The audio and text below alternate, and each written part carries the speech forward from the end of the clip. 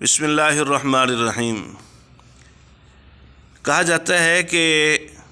کچھ لوگ ایسے مزاج کے مالک ہوتے ہیں کہ وہ اگر کسی آدمی کے ساتھ کوئی بات چیت کریں، ان کا مطالبہ، ان کی تمنا پوری نہ کی جائے تو وہ بہت ہی بدتمیزی پہ اتر آتے ہیں، حتیٰ کہ لوگوں کے سامنے بدنام کرنے کے لیے جھوٹ سچ ملا کر بہت کچھ کرتے ہیں۔ اس کا ایک بہترین علاج یہ ہوتا ہے کہ کسی نہ کسی انداز سے، کسی طریقے سے ان کی زبان خرید لی جائے۔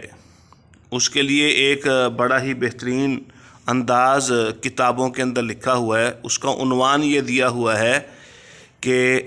عزت بچانے کی خاطر، اپنے کپڑوں کو ناپاک کرنے کے لیے، ناپاکی سے بچانے کی خاطر بہتر یہ ہے کہ کتے کو روٹی کا چھوٹا سا ٹکڑا ڈال دیا جائے۔ یہ عنوان قائم کر کے ہارون رشید رحمۃ اللہ علیہ کی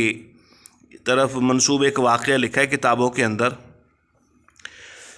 کہ ان کے پاس ایک شخص آیا اور اس نے ایک جوتا آپ کی خدمت میں پیش کیا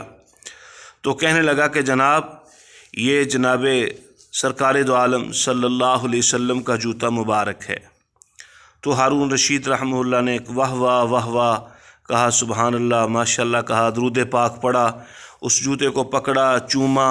آنکھوں سے لگایا، سر پہ رکھا، سینے سے لگایا، اور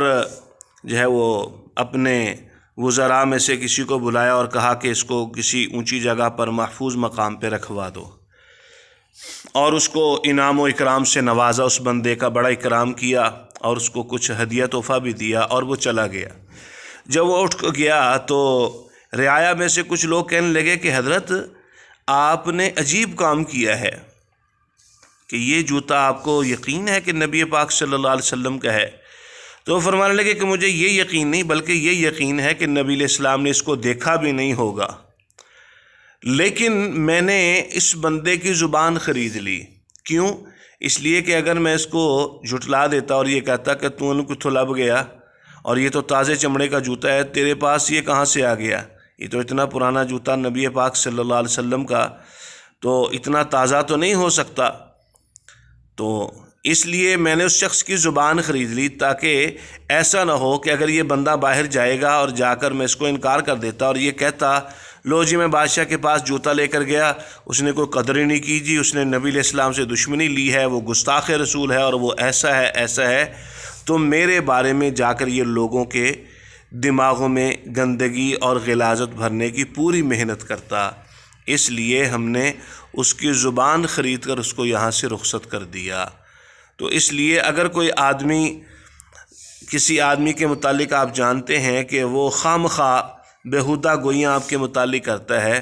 تو کوشش کی جائے کہ اس کو کسی نہ کسی ایسے انداز سے خاموش کروا دیا جائے کہ وہ جو برائی اس نے بیان کرنی تھی وہ آپ کی تعریف کرے۔ اللہ پاک ہم سب کو اس واقعے سے استفادے کی توفیق عطا فرمائے۔ السلام